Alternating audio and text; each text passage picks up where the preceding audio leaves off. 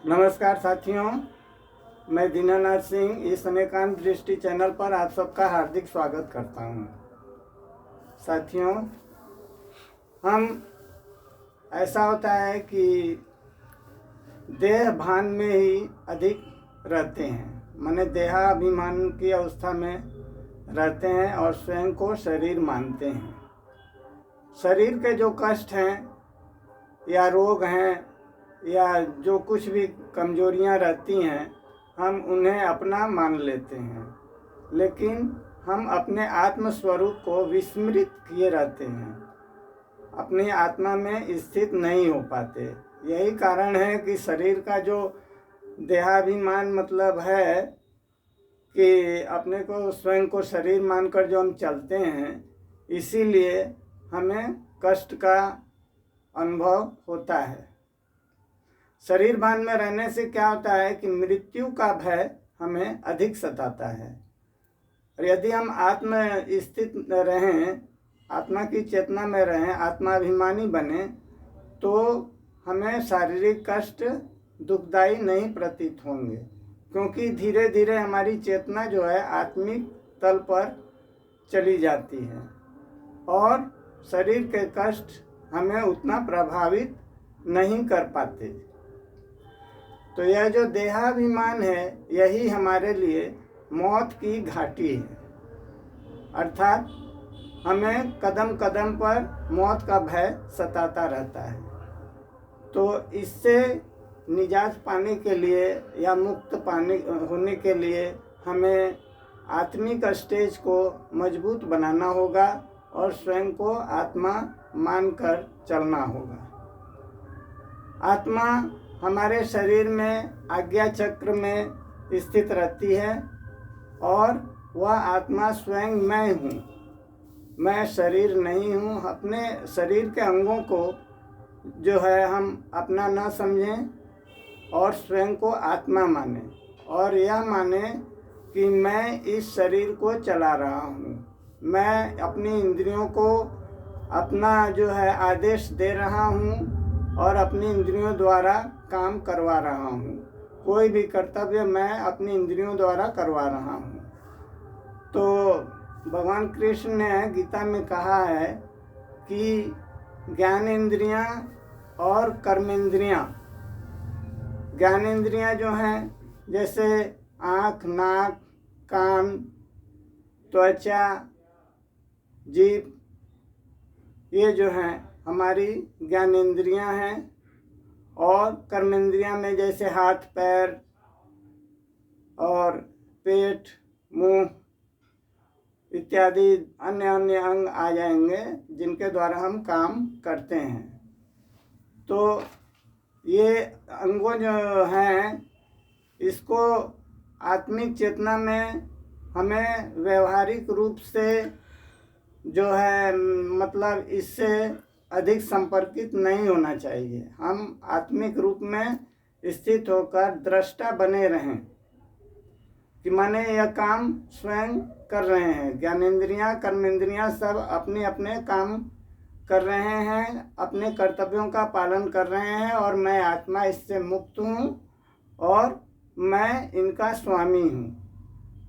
तो अपने इस आत्म स्वरूप में हम स्थित रहें तो धीरे धीरे हमारी चेतना जो है आत्मा में केंद्रित हो जाएगी और आत्मा में केंद्रित हो जाने से मृत्यु का भय हमें नहीं सताएगा।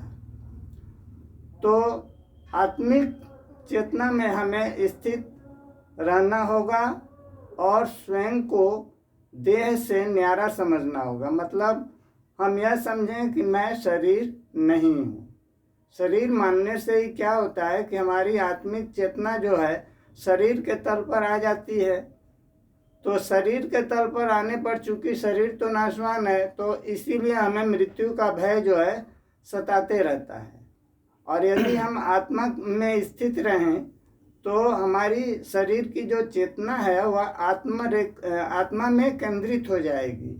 चूँकि आत्मा अमर है, तो हम जब स्वयं को आत्मा मानेंगे तो हम यह समझेंगे कि मैं तो अमर हूँ, इन सब रोगों के द्वारा जो है मेरा कुछ बिगड़ने वाला नहीं है, चाहे किसी भी प्रकार की कमजोरियां हैं तो उससे मैं अप्रभावित रहूँगा, क्योंकि मैं तो आत्मा हूँ। तो इसलिए स्वयं को न्यारा समझना होगा, शरीर से हम पृथक हैं। तो आत्म केंद्रित होने के लिए हमें योगाभ्यास करना होगा, हमें जो है परमात्मा से योग करना होगा। तो हम योग किससे करें? परमात्मा का एक स्वरूप है। जैसे ज्योति जलती हुई ज्योति में हम ध्यान को केंद्रित करें तो हमारा मन एकाग्र होगा। जैसे मोमबत्ती की लौ है, उसका आकार जो है अंडाकार होता है, गोलाई लिए हुए अंडाकार होता है, ऊपर नुकीला होता है। तो ठीक उसी प्रकार जो है परमात्मा का स्वरूप है, और उसमें हम सभी कुछ, जो कुछ भी हम देख रहे हैं प्रकृति में, अपने शरीर में, उसको जो है भुलाकर आत्मा को जो है मैं मतलब परमात्मा में स्थित करें। भगवान ने कहा है कि अभ्यास करने से ही हमारा मन परमात्मा में स्थित हो जाएगा और परम आनंद का जो है हमें अनुभव होगा। परमात्मा सर्वव्यापक नहीं है, जैसे हमारे धर्म ग्रंथों में कहीं कहीं यह वर्णन आता है कि परमात्मा सर्वव्यापक है, लेकिन यह सर्वव्यापकता जो है बहुत बड़ी भूल है।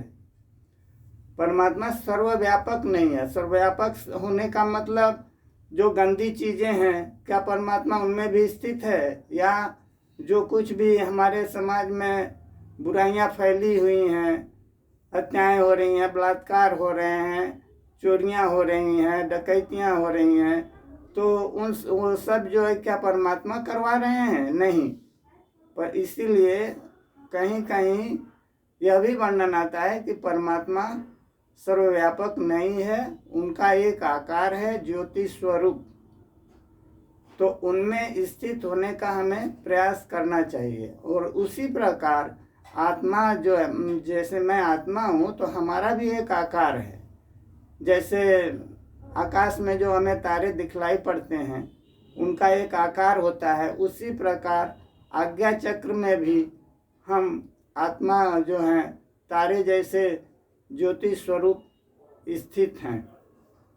तो ये आत्मा को हम परमात्मा जो परम ज्योति है उससे हमें संपर्कित होना चाहिए, योगाभ्यास करना चाहिए, तभी हम शारीरिक चेतना से ऊपर उठ सकेंगे और उस परम तत्व में जो है लीन हो जाएंगे और हमारा मन एकाग्र होकर आनंद का जो है रसास्वादन कर सकते हैं। तो लेकिन हमारा मन संसार के वासनाओं में अधिक खींचा चला जाता है, अभ्यास करने पर भी जो है वह वश में नहीं होता है। तो भगवान कृष्ण ने कहा है कि अभ्यास करते रहना चाहिए, अभ्यास करते रहने से मन जो है वश में हो जाएगा। हमारी आत्मा की 3 शक्तियां हैं, मन, संस्कार और वैराग्यता। वैराग्यता जो है हमारी आत्मा को सांसारिक वासनाओं से पृथक करता है, और हम जो कुछ भी करते हैं वह संस्कार हमारी आत्मा में जो है उपस्थित हो जाती है। तो अच्छे कर्मों के अच्छे संस्कार हमारी आत्मा में स्थित होंगी और बुरे कर्मों के संस्कार जो है बुरे होंगे। और मन जो है आत्मा की ही शक्ति है, हम मन से लड़ना हमें नहीं चाहिए, क्योंकि वह आत्मा की ही शक्ति है। यदि हम आत्मा से मन को संयुक्त करें तो वही मन आत्मा में स्थित हो जाएगा, वह हमारा शत्रु नहीं रहेगा, वह हमारा परम मित्र है। तो हमें अपने मन को आत्मा में केंद्रित करना चाहिए और ऐसा करने पर आत्मा स्वयं ही परमात्मा में स्थित हो जाएगी। जिससे भगवान ने कहा है कि इस अंतरिक्ष के ऊपर परम धाम है, जो सूर्य और चांद के प्रकाश से प्रकाशित नहीं होता, वह स्वयं ही प्रकाशित है। तो मैं इसी परम धाम में स्थित रहता हूँ। हमें अपने मन को अंतरिक्ष से ऊपर जो है अपने परम धाम में ले जाना चाहिए, जहाँ परमात्मा स्थित हैं। सभी आत्माएं मृत्यु के बाद परम धाम में जाती हैं और वह परमात्मा से संपर्कित होती हैं। तो जो आत्माएं जैसे कर्म किए रहते हैं, वहाँ उन्हें वैसा ही दंड व्यवस्था करी गई है। उस दंड व्यवस्था के अनुसार हमें दंड मिलता है। बुरे कर्मों का हमें बुरे दंड मिलेंगे और अच्छे कर्मों के हमें अच्छे फल मिलेंगे। तो हमें अपने मन को वश में करके सदैव सत्कार्यों में ही लगे रहना चाहिए, क्योंकि संसार के जो मज़े हैं वे कभी ख़त्म नहीं होंगे। दुनिया के जो मज़े हैं हरगिज भी कम न होंगे। चर्चे यही रहेंगे, अफसोस हम न होंगे। तो दुनिया के जो मज़े हैं, आनंद हैं, वे कभी ख़त्म नहीं होंगे, लेकिन इनको भोगते भोगते हम स्वयं ही समाप्त हो जाएंगे। माने हमारा शरीर नष्ट हो जाएगा, मृत्यु को प्राप्त हो जाएगा। अब संसार में तो दो प्रकार के लोग हैं। एक वो जो अपनी आत्मा को जानते हैं, आत्मा में स्थित रहते हैं, और दूसरे वो जो अपने को शरीर मानते हैं और शारीरिक चेतना में ही सारा जीवन बिता देते हैं। अपने को शरीर मानकर नाना प्रकार के कष्ट दुख भोगते रहते हैं, और जो आत्मा में स्थित हो गए तो शरीर के कष्ट उन्हें मतलब दुख नहीं दे सकते, क्योंकि उनकी चेतना तो आत्मा में स्थित रहती है। तो इसलिए देहाभिमान से हमें जो है मुक्ति पा लेनी चाहिए और आत्म केंद्रित होने का प्रयास करना चाहिए। गीता में भगवान कृष्ण ने कहा है कि जब सारा संसार सोया रहता है तो योगी पुरुष जागते रहते हैं, अर्थात उनके लिए रात्रि जो है दिन है। रात्रि को वे दिन मानते हैं। संसार सोता है तो वे जागते हैं और अपना योगाभ्यास करते हैं, और जब दिन होता है तो वे दिन को रात्रि मानते हैं और संसार से कट जाते हैं। मतलब संसार में वे लिप्त नहीं होते, स्वयं को साक्षी मानकर अपना कर्तव्य पालन करते हैं और अपने मन को जो है उसमें लगाते नहीं और अपनी आत्म केंद्रित रहते हैं और आत्मा में ही रमण करते रहते हैं, अपना योगाभ्यास करते हैं। दिन में वे किसी गुफा में या एकांत स्थान में संसार से दूर जहाँ परम शांति विराजमान रहती है, वहाँ बैठकर परमात्मा के ध्यान में मगन रहते हैं। तो जैसे सोना जागना हम करते हैं, तो योगी पुरुष का इस पर कोई प्रभाव नहीं पड़ता। वे जीवन को सोना जागना खाना पीना इन सभी कर्मों से ऊपर उठाते हैं और योग की परम भूमि को प्राप्त करते हैं और योगाभ्यास अपना जारी रखते हैं, क्योंकि जीवन सिर्फ जीना खाना सोना और मर जाना ही नहीं है। वह तो परमात्मा से हमें संयुक्त होने का एक अभ्यास करना है और आध्यात्मिक चेतना में उच्चतम शिखर को प्राप्त करना है। यही असली जीवन है। योगी जीवन से ऊंचा और कोई जीवन नहीं होता। इसीलिए कहा गया है कि सामान्य पुरुष जो हैं और योगी पुरुष जो हैं, इन दोनों में बुनियादी फर्क है। जिस छोटे छोटी आनंद की जो चीज़ें हैं उसके लिए साधारण मनुष्य अपना पुरुषार्थ करते हैं उसे पाने के लिए। लेकिन योगी पुरुष उन छोटी छोटी आनंद देने वाली चीज़ों में या वासनाओं में वे नहीं फंसते और अपने योगाभ्यास द्वारा परम आनंद की प्राप्ति करने में लगे रहते हैं। तो इस प्रकार हम देखते हैं कि हमें संसार में साक्षी मानकर चलना चाहिए और हम तभी मृत्यु से बच सकेंगे और मौत की घाटी को पार कर सकेंगे। क्योंकि ऐसा यदि हम न करें, हमारी वासनाएं शांत नहीं होंगी तो क्या होगा? उन वासनाओं को शांत करने के लिए हमें अनेक जन्म लेने पड़ेंगे, बारंबार संसार में आना पड़ेगा, लेकिन हम मुक्त नहीं हो पाएंगे। क्योंकि जब तक हमारी वासनाएं शांत नहीं होंगी तब तक हमें पुनर्जन्म लेना पड़ेगा। और संसार में आने का मतलब ही है कि कष्टों का अंबार लगा हुआ है, उन कष्टों से हमें गुजरना पड़ेगा। तो यदि हमें मोक्ष प्राप्त करना है या मुक्ति प्राप्त करनी है तो हमें इन वासनाओं के चक्कर से मुक्त होना पड़ेगा, तभी हम मौत की घाटी को पार कर सकेंगे। तो इस सब के लिए हमें सद्ग्रंथों का अध्ययन करना चाहिए और योगाभ्यास करना चाहिए और अपने आचरण द्वारा सभी प्राणियों को सुख प्रदान करने का प्रयास करना चाहिए। तभी हम परम पिता से अपने सुख शांति का अधिकार प्राप्त कर सकते हैं। तो परमात्मा जो है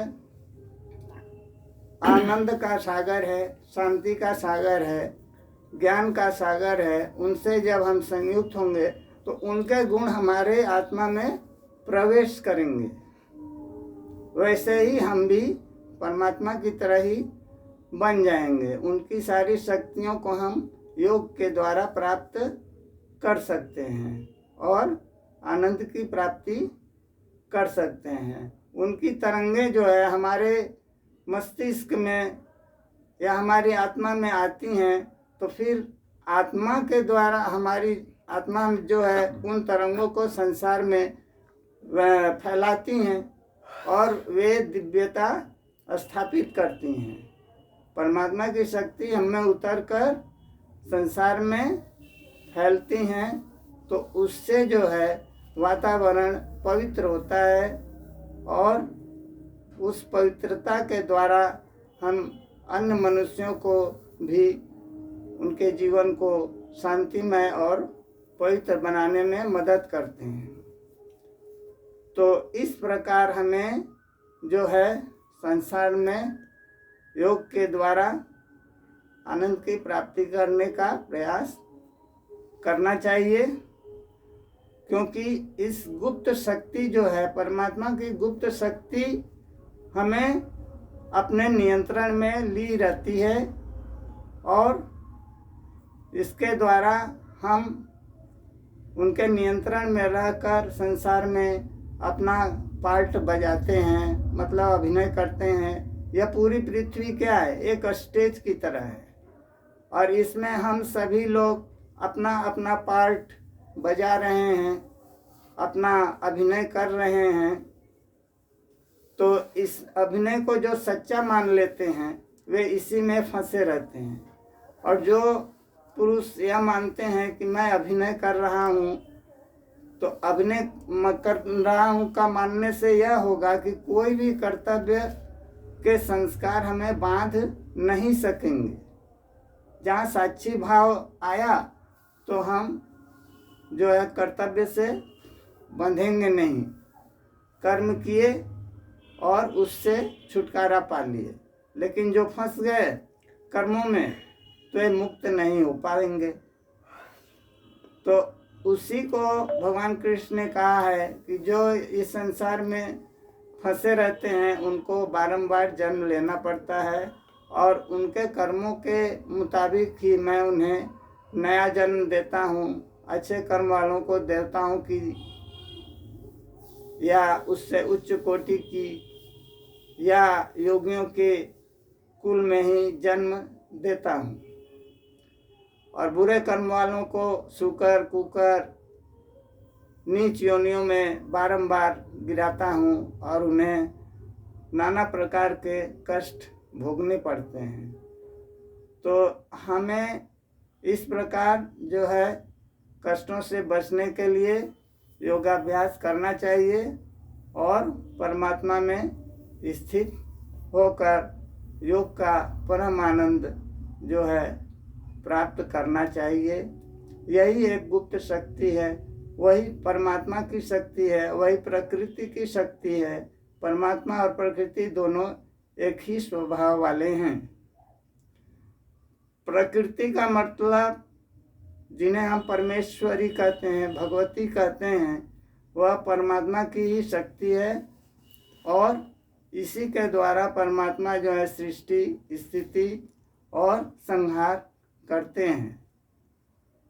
जैसे ब्रह्मा सृष्टि करने वाले हैं, विष्णु उसका पालन करते हैं और शंकर इस सृष्टि का संहार करते हैं। इन तीनों देवताओं को परमात्मा ने ही उत्पन्न किया है और ये तीनों देवता सृष्टि पालन और संहार का कार्य करते हैं और इस प्रकार संसार चल रहा है।